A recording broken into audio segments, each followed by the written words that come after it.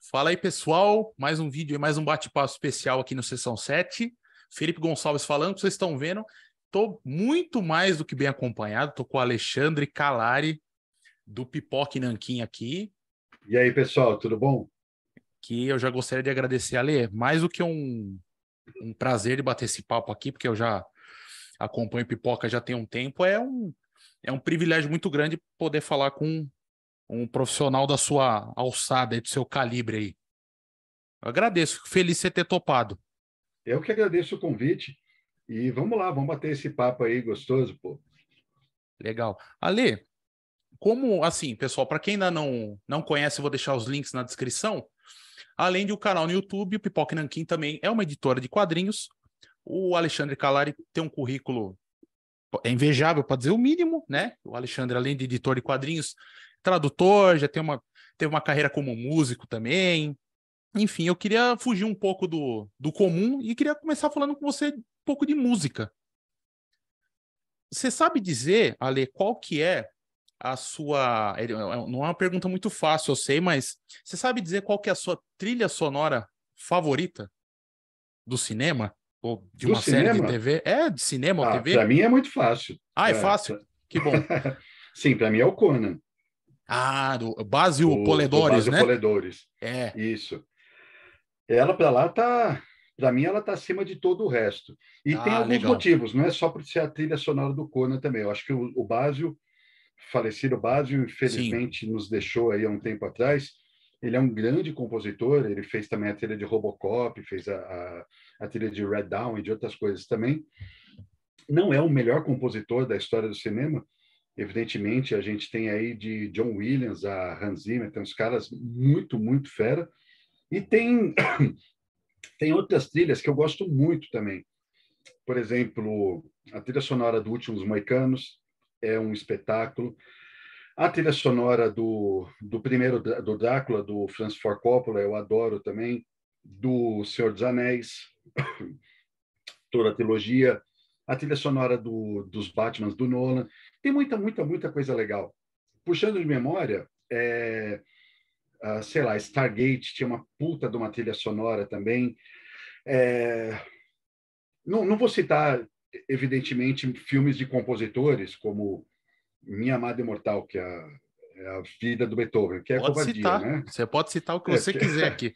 a trilha sonora aí é só Beethoven, aí não, ou Claro. Amadeus, aí não vale, O né? Amadeus, aham. Mas trilhas sonoras originais tem muitas boas. A do Últimos Moicanos eu também acho brilhante, uma obra assim incrível. Mas a do Conan acontece uma coisa muito bacana nesse filme, que os primeiros 20 ou 25 minutos, eles basicamente não têm diálogos. Tem pouquíssimos diálogos no início. E o Basil, de acordo com o que eu li a respeito, ele recebeu um copião do filme, ainda bastante cru, de como seria esse início, e o diretor falou para ele assim: olha, Basil, a história vai ser contada essencialmente pelas imagens e pela música. Então você tem que fazer uma coisa muito épica em cima desse corte que eu estou mandando aqui para você. É uma coisa que meio que se perdeu hoje em dia, né? A autonomia de grandes compositores, a não ser se você é um cara, sei lá, muito, muito fora da curva, o diretor, os produtores, hoje em dia, eles já chegam para você com um modelo do que eles esperam Uma do que tem que cartilha, né? ser. Já vem com uma Do que cartilha, né? o diretor, o diretor hoje em dia, ele fala assim: olha, nessa minha cena aqui, eu estava pensando uma música mais ou menos desse estilo. Então tem que ser meio John Williams aqui, tem que ser, ou então tem que ser um negócio para Ennio Morricone, ou então tem que ser tal coisa e tal. E disse que lá em Hollywood, grande parte dos compositores, principalmente em blockbusters, eles perderam essa liberdade, né? Tem uma história famosa no cinema, por exemplo, sobre a trilha sonora de Tubarão.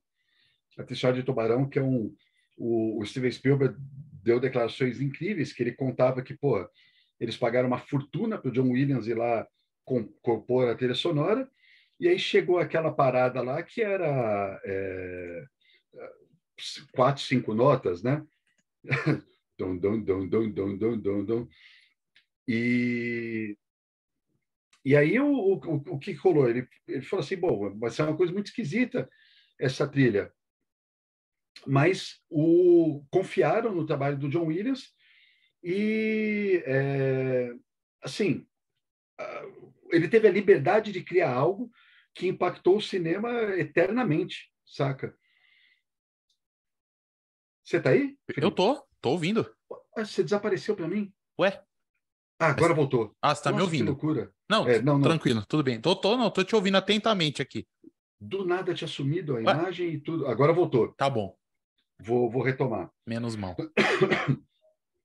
Então, essa história do Tubarão é famosa, né? Porque o John Williams Sim, foi lá e fez uma trilha super simples, super minimalista, ele teve liberdade de fazer, né? De acordo com o que ele imaginava que aquelas cenas tinham que ser.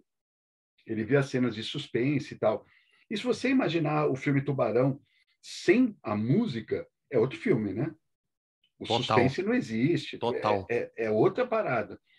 Então, antigamente confiava-se muito. Se você está contratando um cara como o John Williams para fazer uma trilha sonora, a ideia é que você confie nele, né? Deixa o cara voar. Hoje em dia não tem muito disso, novamente, a não ser quando está falando dos grandes compositores, né? Os caras que já são oscarizados, os caras que vão Claro. chegar lá com o pé na porta. Então, só retornando ao Conan, o Basil Poledouris ele fez isso durante, sei lá, um quarto do filme, um filme lá de 1h40, você ter 20 e tantos minutos, quase meia hora, 25 minutos, sem diálogo, só com música, e a música guiando toda a história. Verdade. A música cresce, né, no começo, né? Aquilo É. é épico, né? Então, é uma trilha sonora que eu amo de paixão. E aí não posso deixar de esquecer também, eu não posso deixar de mencionar, não posso esquecer a trilha sonora de rock. Obviamente, o primeiro rock é algo que mudou não só o cinema, mas que É Bill também Conti, né? permeou Bill Conti. Gonna Fly Now, que é o tema do rock, né? E E tem todas as também músicas, sim. e tem também várias músicas incidentais e Sim, cantadas. sim. Depois em Rock 3 e Rock 4 tem aquelas músicas do Survivor, aí tem uma pegada mais rock e tal. Mas Perfeito. falando da trilha do primeiro filme, eu acho que é uma coisa que permeou o imaginário popular mesmo. É impossível você escutar a trilha sonora do rock e não vir uma predisposição sua de você se sentir bem, de você se mexer, ver aquela coisa Perfeito. de você de dar a volta por Você cima, de você definiu. vencer e tal. Uhum. E é algo que ficou intrínseco à mensagem do filme. Então, essas são umas das trilhas que eu gosto bastante. Falei demais, né? Não, tá perfeito. Aqui a gente nunca fala demais. E é muito engraçado você falar sobre isso, Ale. E obrigado por ter respondido a pergunta que eu queria saber qual que era a sua favorita. Você já falou que era do Conan. Foi a mesma coisa esses dias eu vi umas pessoas comentando a respeito do Halloween, por motivos óbvios, né? A gente tá no Halloween. Aí Uhum, tava pesquisando, vendo lá sobre o filme do John Carpenter e eu vi tem aquele, inclusive eu deixo a recomendação, o Filmes que Marcam Época da Netflix, que cada episódio conta muito ali. legal. Então, o do Halloween eu acho espetacular, tanto que é um filme que eu não tinha assistido, um dos poucos filmes do John Carpenter que eu não tinha assistido e que eu assisti esses dias, né? E, cara, é o lance da trilha sonora, a música. Também é uma música extremamente simples, assim, mas é absolutamente genial, né? Genial, assim como também eu lembro muito, você mencionou o Tubarão, eu lembro muito da trilha do outro filme do John Carpenter também, eu gosto pra caramba do John Carpenter. E tem aquela trilha do Ennio Morricone, que é a do O Enigma de Outro Mundo, que também, cara, é uma música que só fica tan tan tan tan no começo assim, é super simples. Só que Sim. ela vai te dando uma tensão, ela te bota no clima do filme, né? O John Carpenter, ele compõe grande parte das trilhas dos filmes dele. Quase Eu todas. também sou fãzaço dele. Eu acho ele um Não, ele diretor é incrível, incrível. Sim. incrível mesmo. A diferença é a seguinte: ele compõe a trilha. Ele é um diretor de terror, né? Uhum. E o que eu falei do Tubarão, eu acho que se enquadra muito bem nas produções dele, porque a trilha é mais um elemento para criar a atmosfera de suspense para os filmes dele. Sim. Não é uma trilha que, por exemplo, você vai colocar no seu aparelho para escutar. Assim, hoje eu vou escutar a trilha do Halloween. Aí Verdade. você É, coloca lá o CDzinho ou entra lá no seu streaming e vai escutar. Diferentemente, por exemplo, de uma puta orquestração, sei lá, do Senhor dos Anéis, claro. né, que você fala, as trilhas, hoje a gente hoje a gente não tem a música clássica, a gente não tem a força que ela teve antigamente, na época dos grandes compositores, mas a música clássica ela está extremamente presente na nossa vida a partir das trilhas sonoras, de filmes, de séries, Perfeito. Até dos desenhos animados, de né? desenhos animados. Looney Tunes e etc, enfim. Então você vê a trilha sonora da abertura do Game of Thrones, que foi reutilizada agora no House of the Dragon. Pô, uma Sim. puta trilha sonora, A baita puta música. orquestração, baita música, a do filme dos Vingadores, que é super empolgante, Que é do a Alan própria Silvestre, né? O Alan Silvestre é o incrível. cara que compôs a música do De Volta para o Futuro, enfim. Então, a gente chama de música clássica, porque música clássica hoje em dia, pelo menos no meu entendimento, talvez os caras mais eruditos vão discordar, né? Aham. Mas a música clássica, para mim, se mistura a ideia de música orquestrada. Embora a música clássica também vai entrar lá os sonetos, as coisas que, sei lá, um quarteto de cordas é a música clássica também. Então, não é só orquestração, evidentemente. Tem a ver, mas eu não consigo localizar ela só num período perdido no tempo, né? Se você tem um quarteto de cellos hoje fazendo alguma coisa, vai se chamar do quê?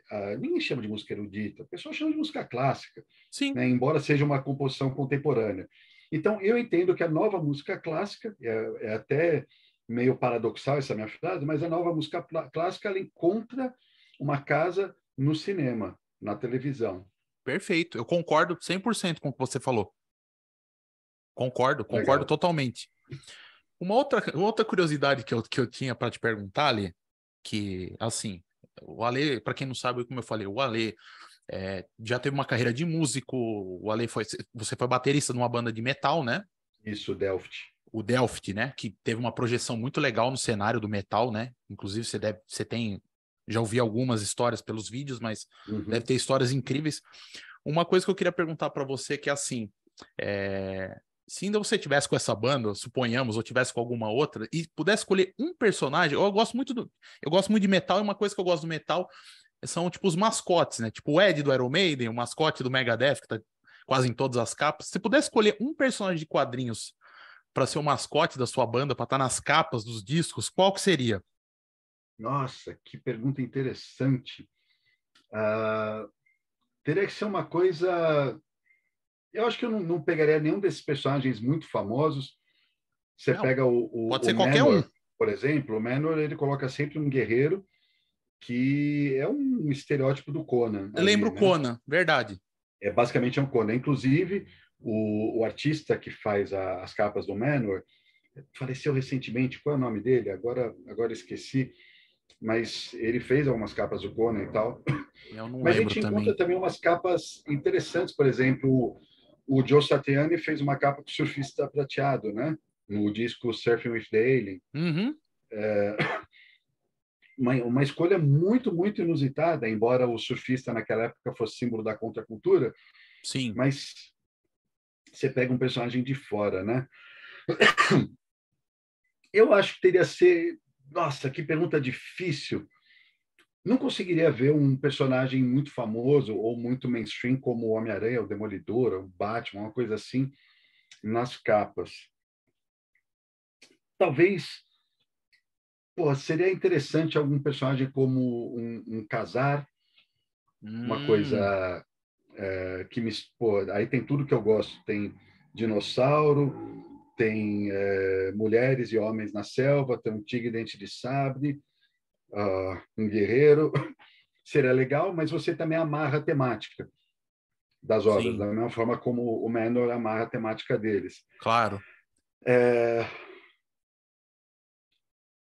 um personagem que daria várias possibilidades seria tipo um personagem como o Shade, o Homem Mutável, Ah, sim. ou numa pegada mais humor, deve ser criar muita coisa, um personagem como o Homem Elástico. Estaria Enfim, tem cada capa ele estaria com uma forma, né? uma forma, tem algumas Aham. opções aí. Sim, legal. Dentro do que, dependendo da temática da banda, a gente pode passar para personagens de terror. A Marvel tem vários personagens de terror legais, como um Homem-Coisa, ou um Motoqueiro Fantasma. Eu Eu pensava, gosto eu muito penso, do visual deles. Marvel eu pensaria ou no Motoqueiro Fantasma, da DC eu pensaria, sei lá, tipo o Lobo, com uma O capa de Lobo é um personagem metal muito... assim, ia no ficar meu correio, o legal. Lobo. Ia ficar legal também, sei lá. Legal, legal. Mas o Delft, a gente Uhum, tinha uma temática meio viking na banda, sim. embora, curiosamente, o Delft, algumas músicas contavam a história dele, né, do guerreiro Delft, mas a gente nunca desenvolveu isso do ponto de vista visual. O design dele, né? O design do Delphi ficou no imaginário dos fãs da banda, né? De É, quem ouvia as músicas, porque, né? porque na nossa demo era uma capa com um dragão, uma coisa muito etérea, assim. Uhum. Depois, no primeiro disco, teve a Runas Vikings. Foi uma capa muito legal, que a gente colocou vários pilares com Runas Vikings. E o pilar central era uma runa, uma imagem que a gente inventou, que teoricamente simbolizava a palavra Delft. A gente pensava em desenvolver isso, mas no disco seguinte entrou uma outra coisa, uma coisa apocalíptica, que era um disco com uma pegada um pouquinho mais conceitual. Então acabou se perdendo essa ideia de ter um mascote ou coisa assim. Nos primeiros shows da banda, lá atrás, a gente tinha um pano de palco bem grande, que tinha o nome Delft, aí tinha uns chifres vikings, com uns Ah, machados, umas legal. coisas assim, Uhum. mas acabou não indo além disso. Só para fazer um link com a tua pergunta aí. Perfeito. Não, muito interessante isso daí, sem sombra de dúvida. Ale, assim, uma outra coisa também que eu queria te perguntar, aproveitar aqui o nosso papo, eu já vi e acompanho, né, os vídeos do Pipoca, acho que desde 2016, 17. Ô, louco, você é das antigas, então, Primeiro, desde antes da editora? vai bastante. O vídeo do. Eu lembro a alegria que eu fiquei com o vídeo do anúncio da editora.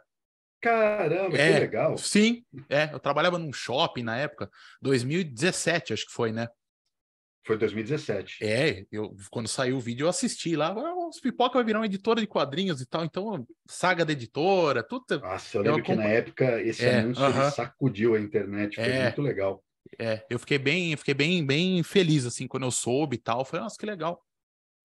E assim, eu lembro que você comentou em um vídeo que parece que o primeiro quadrinho que você teve contato, o primeiro que você ganhou de presente, o que você escolheu, acho que foi um da Mulher Maravilha, né? Sim, sim. Se eu não me engano. Você conta num vídeo do Não, Pipoca, né? não foi exato. Eu já tinha contato com quadrinhos, Ah, claro, evidentemente, claro.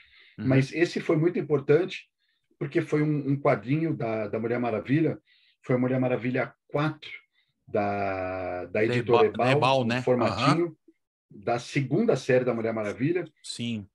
E meu pai comprou na banca aquele quadrinho para mim. E foi importante para mim, aquilo me marcou, porque eu era bem novinho e tal, mas tinha uma história da Caçadora também, e eu amei o visual da Caçadora, Caçadora e Poderosa. Eu gostei mais da história das duas do que propriamente da história da Mulher Da Mulher Maravilha. Maravilha. Esse Uhum. quadrinho é um quadrinho que, infelizmente, eu não tenho mais ele. Quer dizer, eu tenho ele hoje, mas não a mesma edição, né? Ah, você recomprou ele, né? Ao Uhum. longo dos anos, eu perdi esse quadrinho, não sei exatamente de que maneira, vendi, enfim, sei lá. E anos depois eu recomprei ele. Então, não é o mesmo que eu comprei em Uhum. banca. Embora a partir desse momento, muitas das coisas que eu comprei em banca, eu tenho até hoje. Que legal. E você lembra qual que foi o primeiro filme que você assistiu? Cara, o primeiro filme eu Não não no lembro, cinema, na TV, qualquer. mas O primeiro que você lembra. eu tenho muitas lembranças de quando eu era pequeno, só que eu Uhum. não sei exatamente o que vem antes do que. Ah, tudo bem. Naquela época, né, não sei se as mães eram diferentes de como elas são hoje, ou se a minha mãe era diferente, né? A minha E não tinha também. essas coisas de não deixar a criança ver, não, moleque não pode ver isso. Eu tinha, sei lá, 4, 5 anos, minha mãe ficava vendo filme, eu ficava lá na sala vendo também. Sim. Acredito que ver algumas cenas impróprias leva ao trauma, né? Pessoas muito mais inteligentes do que eu estudaram isso e hoje é algo que a psicologia fala tudo a respeito. Pode levar ao trauma, sim. Sim. Mas, no meu caso, na minha experiência em particular, eu vi um monte de coisa torto e direito. Minha mãe era apaixonada por filme de terror. Meu pai era apaixonado por filme policial, Charles Bronson, o cacete, então era sangue, bala para tudo quanto era lado na minha casa. E eu não virei nenhum psicopata. Então, no meu caso, não afetou. E eu também não é. Comigo não aconteceu de ter nenhum tipo de trauma, de ter medo das coisas. Mas com meu irmão, por exemplo, aconteceu. Meu irmão mais novo, ele assistiu quando ele era criança, ele assistiu um filme baseado num livro do Stephen King chamado Cujo, né, que é aquele livro do Cão Raivoso. E o meu irmão ficou por muitos anos com medo de cachorro. Ah, Então, sim. não é algo que é infundado. O que eu estou dizendo é que, para mim, não aconteceu nada. E, naquele tempo, as mães deixavam você ver a torta e direito. E eu via muito filme que passava na TV. Né? Então, programação da TV à noite. Hoje, a programação da televisão ela é 24 horas. Né? Naquela época, ela ia até 11 horas da noite, meia-noite, às vezes 1 da manhã. Depois entrava só chuvisco, ou então entrava aquelas faixas coloridas assim, e só Uhum. retomava às 6 da manhã no dia seguinte. E, em geral, a programação da televisão fechava com um filme. Esses filmes eram filmes, estamos falando aí do final dos anos 70, início dos anos 80, vai, em 81, 82, alguma coisa assim. Então, a televisão exibia filmes dos anos 50, dos anos 60. Então, me recordo de ver alguns filmes como As Sete Faces do Dr. Lau, que é um filme maravilhoso, que eu, até alguns anos atrás, eu reassisti ele, e é um filme da década de 50, acho muito bom. Eu me recordo de assistir os filmes da Hammer. Minha mãe adorava. Cada vez que aparecia um filme da Múmia, ou do Drácula, ou do Lobisomem, ou sei lá, a gente sempre assistia. Me recordo também quando, antes de existir na programação da Globo, antes de existir, sei lá, Tela Quente, só existia Supercine, né? A Globo anunciava, então Lembro. teve alguns filmes que eu vi lá, o próprio Tubarão eu vi lá. O SBT passava, eles faziam aquela coisa de repetir a rodo os filmes, né? Às vezes o Silvio Santos exibia 2 vezes o filme na sequência, e lá eu vi o Alligator, que era um filme de um jacaré gigante, Do o Homem crocodilo, né? Cobra, Uhum. é, O Homem o Homem Cobra, eu lembro Cobra, também. ele passava o filme do Bruce Lee. Às vezes ele mudava o nome do filme. Então, a primeira vez que eu vi o Bruce Lee foi no filme da TV. Às vezes ele queria mais audiência, ele simplesmente mudava o nome do filme, aparecia o filme com outro nome. Eu falei, mas porra, isso é o mesmo filme que eu já vi? Então, eu tenho muitas lembranças dessa época. E quando eu pequeno, eu também ia muito ao cinema. Hoje a gente não tem mais a cultura do cinema de bairro, mas quando eu cresci, tinha-se pra cacete. Hoje cinema ou é nos shoppings, ou é tipo um grande cinema lá no centro da cidade, que hoje em dia tem caráter duvidoso, digamos assim, né? Sim, sim, sim. Mas naquela época não. Naquela época não ficava exibindo só filme pornográfico, não ficava. Os cinemas do centro exibiam uns puta nos filmes. Então eu lembro de ter ido no cinema para assistir A Lenda, do Tom Cruise, de ter assistido o segundo Indiana Jones no cinema, de ter assistido Exterminador do Futuro, o primeiro Exterminador eu vi. Então são filmes assim Que legal. que eu vi quando eu era bem, bem, bem novinho mesmo. Caramba, que legal. Muito legal mesmo. E falando com relação à TV, você mencionou bem SBT, Globo, TV aberta, que era praticamente a única coisa que a gente tinha acesso essa época, né? Uhum. Era difundido, né? Nacionalmente, assim, todo mundo que tinha uma televisão assistia TV aberta. Você lembra qual que era a sua série favorita da infância? Uma que sempre estava passando e você parava para assistir? Sim. Dessas de TV aberta Tinha, mesmo. tinha algumas mesmo, Aham, mas eu vou citar algumas coisas. Em claro. animações, tinha várias animações que eu gostava. Então, por exemplo, Três Mosqueteiros, que passava, se eu não me engano, no SBT, que Hum, os mosqueteiros eles eram animais antropomórficos, né? E eu gostava deles. Aí eu era bem, bem, bem criancinha mesmo. quando eu comecei a crescer um pouquinho mais, eu gostava muito de assistir Savamu, de uma série de kickboxing, eu assistia Super Mouse, já assistia as séries de heróis, evidentemente, então os heróis desanimados da Marvel, Aham, super simples, né? Thor, Capitão América, Namor, Homem de Ferro, Hulk, eles sempre passava, eu acho que era na Rede Record, não tenho certeza agora, mas eu assistia sempre. Então, tinha uma paixão por desenhos nessa época. Eu assistia os Tokusatsu, que eu assistia, que a gente nem conhecia esse nome, mas era Spectreman, Sim, Ultraman e Ultra que legal. Seven. Quando eu cresci um pouquinho mais, eu fui um completo fanático pela série do Incrível Hulk. Eu gravava todos os episódios, ficava tentando editar a fita para cortar Nossa, o eu comercial gostava dessa certinho. também. Nossa, eu gostava das reprises dessa daí. Adorava, nossa, que Do paixão que eu Loferrino, né? tinha. Sim, Lu Ferrigno. E o Bill Bixby fazia o papel do David Banner.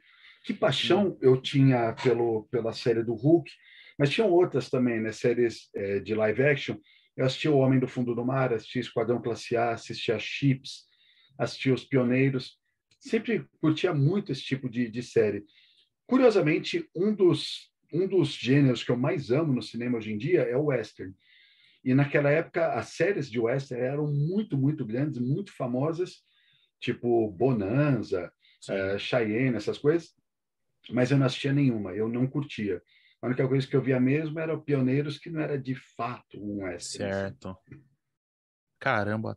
Ale, fala a respeito do seu quadrinho, né? Faz o expediente do Pipoca. Pessoal, vou Opa, deixar todos os links na descrição. Tenho certeza que a maioria das pessoas que estão vendo já conhece o Pipoca e Nanquim, sabe o que eles publicam, o conteúdo sensacional que eles produzem. Mas, Ale, por favor, faça as honras, fale do seu quadrinho e tudo isso que o Ale falar, pessoal, o link está na descrição para vocês clicarem, comprarem, acompanharem o trabalho do Pipoca e Nanquim. obrigado, Felipe. Então, eu como autor, eu tenho uma carreira longeva, eu publiquei vários livros, Apocalipse Zumbi, eu publiquei a trilogia Quadrinhos do Cinema, eu publiquei a Branca de Neve, os contos clássicos, tudo por outras editoras. Pelo Pipoca, minha primeira publicação foi A Floresta das Árvores Retorcidas. É um livro que mistura o universo do H.P. Lovecraft, um escritor que eu amo muito, muito mesmo, e faz uma mistura do universo dele com o Brasil. Então eu pego a obra dele, os mitos de Cthulhu, e eu ambiento numa cidade imaginária aqui no Brasil, no interior de São Paulo, e na fronteira entre o interior de São Paulo e Minas. Uhum. E o livro está esgotado na maior parte das lojas, hoje em dia só tem na Amazon. Então, se você procurar, se você se interessar e comprar lá, foi muito bem aceito. A gente ficou muito feliz com o resultado. E no ano passado, no ano passado não, na verdade, nesse ano, no início, em janeiro desse ano, Sim. eu publiquei o Arena.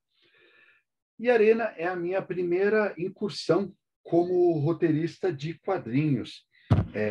Os desenhos são feitos pelo Alan Patrick, um desenhista muito bom, lá de Belém.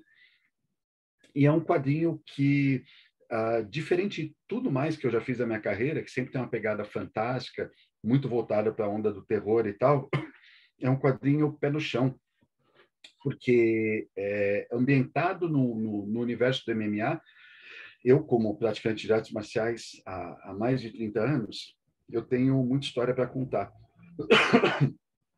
E, e a partir das minhas vivências, das minhas experiências, eu criei uma jornada aqui para um personagem, o Rômulo, muito parecida, entre aspas, guardada as devidas proporções, com a jornada que o Stallone cria para o personagem dele em Rock. Então, é um personagem problemático que, teoricamente, o tempo dele já passou, que ele está vivendo uma vida muito dura, muito difícil, mas por meio de uma oportunidade ele consegue dar a volta por cima. Não só ele, como diversos outros personagens ao longo da história. Então, é uma jornada, sim, de redenção. É aquela coisa que eu estava falando da música do rock, né? Que a ideia é Sim. empolgar, Sim. de never quit, né? Nunca desista, aquele slogan da Nike e tal. Uhum. E o quadrinho foi extremamente bem aceito também. Nós arrebentamos na pré-venda, vendemos com os bookplates autografados.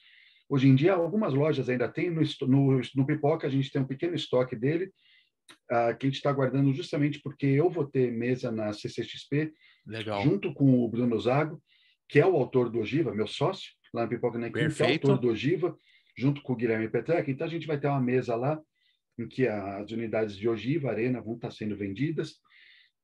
E eu já estou programando para o ano que vem mais um quadrinho. Aí Ótimo. voltando ao meu campo de atuação mais conhecido, que é o terror. Vai Uhum. ser aí não tem o um nome definido ainda, chama-se, por enquanto, o nome provisório, O Espelho, e ele está sendo desenhado pelo Robson Moura, um desenhista incrível, excepcional, aqui de São Paulo. Então, se tudo der certo, no ano que vem, por volta de agosto e setembro, vai ter um quadrinho novo da minha autoria. Aí, perfeito, pessoal, tá vendo? Vocês aí, então, ó, olhem os links na descrição, siga o Pipoca no Instagram, siga o Alê no Instagram, se inscreve no canal do Pipoca e Nanquim. E Alê, mais uma vez, prazer inenarrável falar com você, conhecer um pouco das suas origens aí e saber que vem coisa muito legal, muito boa aí, através das mãos de vocês aí, através do selo do Pipoca também, que contribui muito aí para a cultura do país aí. Pô, eu que agradeço, Felipe. Obrigado pelo espaço aí, pela oportunidade.